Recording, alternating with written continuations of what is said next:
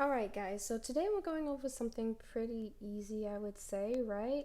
Let's just, see how it goes. So we're going to be subtracting and adding and all that stuff to mix fractions, or to fractions, ready? So we already know that this is 3 over 4, right? Minus 1 over 4. So because they have common denominator, we just do what it tells us to do, right? 3 minus 1 is 2. And keep the denominators the same. And there we go. Our answer is 2 over 4. But we can simplify it, right? We can simplify it to what? We can cancel this out. We could say, oh, well, 2 goes into 4 how many times? 2 times. Well, that's 1 over 2. And that is our new answer. Nice and simplified. So the next one is, what if we don't have a common denominator? What if we just have 1 over 2 minus 1 over 6? Well, because there's no common denominator, we had to find the common multiple, right? We remember doing this, right? GCF and least common multiple, right? Remember those? So that's what we're going to do. Well, we know that 6 and 2, they kind of have some factors in common, right? So we can say, in order to get a common factor between these two, we could say, oh, well, 2 times 3, right, equals 6. So, in order to get 6 over here, that's a 1. And then 6 over here, 2 times 3, right? Don't mind my little writings here. Wow, I just took away the whole thing. Okay, 1.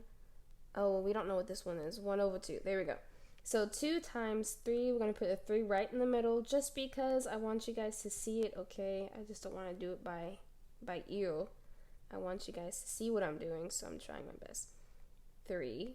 2 times 3 is 6, right? So it goes right there. And, well, 3 times 1, right? We're kind of just multiplying over here. Multiplying everything by this pink number. What is that? 3, right? Yeah.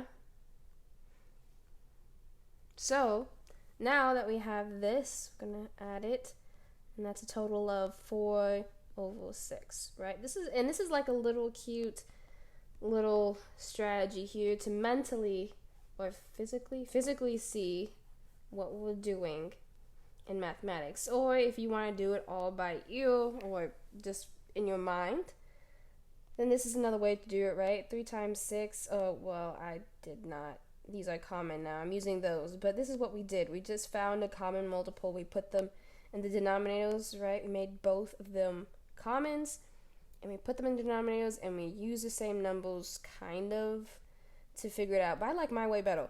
So 3 minus 1, 2 over 6. Can we simplify this? Yes, we can. We can divide, right? Because these look like common multiples, common factors, right? Let me pick a color here. It's so hard to pick colors. Okay. So how many times does 2 go into 6? Well, because if you're wondering why I put a 1 here, because 2 goes into 2 one time. So it's like divided by 2, right? And then divided by 2. I just really don't write it out. My bad. Okay, and that gives us, what, 6 divided by 2 is what? 3. And this is 1. So now the new fraction is 1 over 3. Awesome. Good job. So that's, yeah. Now we're going to simplify this. We already simplified. We've been simplifying this whole time, but let's do